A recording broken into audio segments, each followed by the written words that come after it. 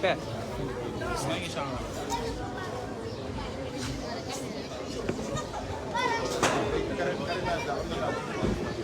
C'est bon. Boy, man je suis pas pour nous déclencher parce que micro bi moo tax. Mais demal micro bi. ngay mute fii ba mu mel. nga bàyyi ñu fi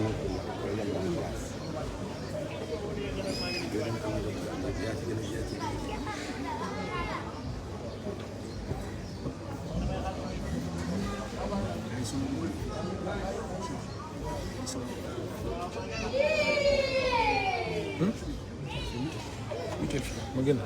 donc da ngay mute ko. fii da ko da ngay génn rek. génn.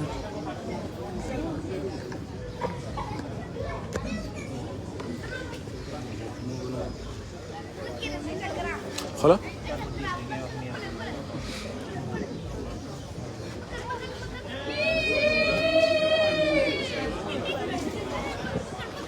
Diallo il faut après am ko ma vérifier.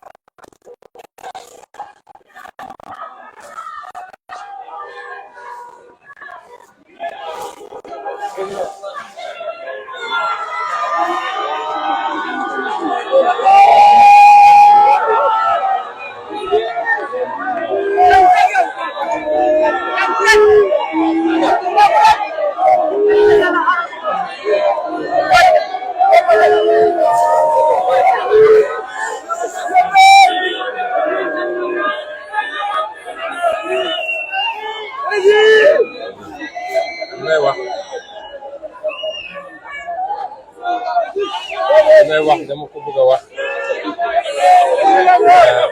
sénégalais yëpp seede ma parce que li may wax c'est des informations de première main yéen yéen ay gérer sécurité il faut ma wax leen ko waa APR dañoo recruter ay centaines de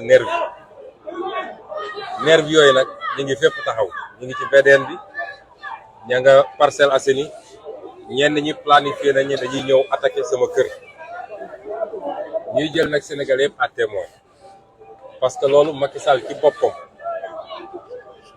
ci boppam ci liñ ñu wax ci information ak soxnaam ak doomam ak benn général bu nekk pare ñooy coordonné directement ak nervi yooyu di leen jox ay instructions bu leen nag Macky Sall guerre civile la bëgg ci réew mi du am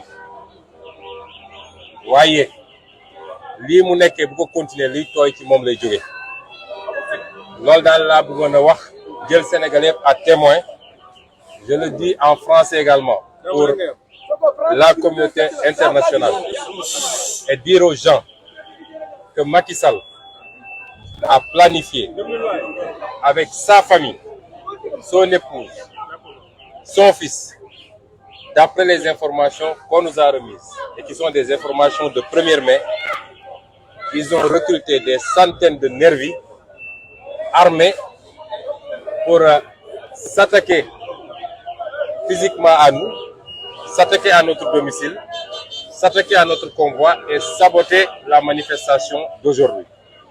Et l'autre objectif de ces nervis, c'est de se mêler aux manifestants pour ensuite commettre des exactions et des forfaitures qu'on pourrait imputer à la coalition Yewwi Askan Wi. Je tiens à informer l'opinion nationale et internationale. Ce que je dis, les forces de défense et de sécurité sont informées. Elles le savent très bien, mais elles ont reçu l'instruction de ne pas sévir contre ces milices de Macky Sall.